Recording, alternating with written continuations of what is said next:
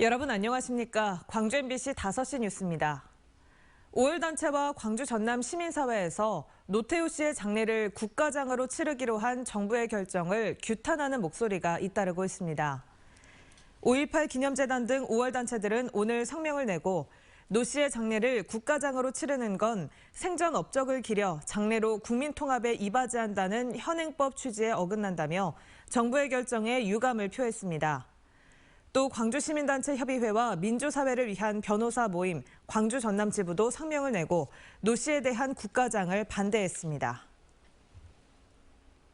광주시가 노태우 씨 국가장 기간에 조기를 개항하거나 분향소를 설치하지 않겠다고 밝혔습니다. 광주시는 장례를 국가장으로 치르기로 한 정부의 결정을 존중하지만 5월 영령과 광주 시민의 뜻을 받들어 이같이 결정했다고 밝혔습니다. 그러면서 생전에 진정한 사죄를 하지 않고 5.18 진상규명에 협조하지 않은 점에 대해 유감을 표명했습니다. 광주의 출생아 수 증가세가 전국에서 유일하게 8개월째 유지되고 있습니다. 통계청이 발표한 인구 동향에 따르면 지난 8월 광주의 출생아 수는 676명으로 작년 8월에 비해 73명 늘었습니다.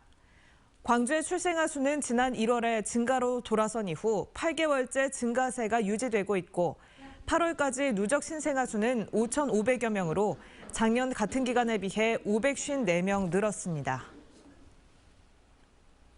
광주의 한 연기학원에서 코로나19 확진자가 잇따라 나오고 있습니다.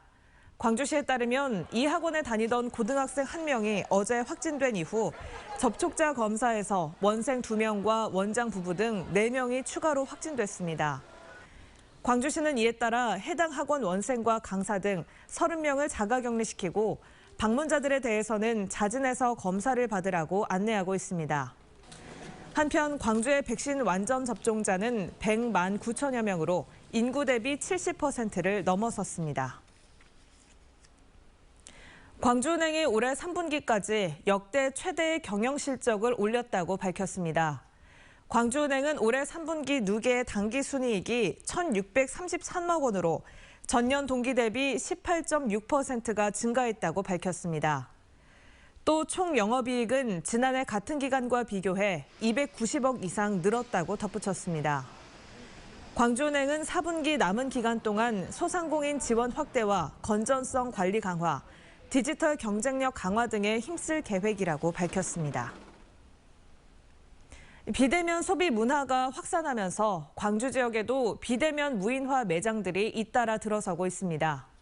LG유플러스는 지난 7월 광주 충장로에 문을 연 언택트 매장에서 설명회를 열고 이 매장에 지난 석 달 동안 누적 방문객이 일반 매장보다 서너 배가 많았다며 특히 MZ세대의 호응도가 높았다고 밝혔습니다.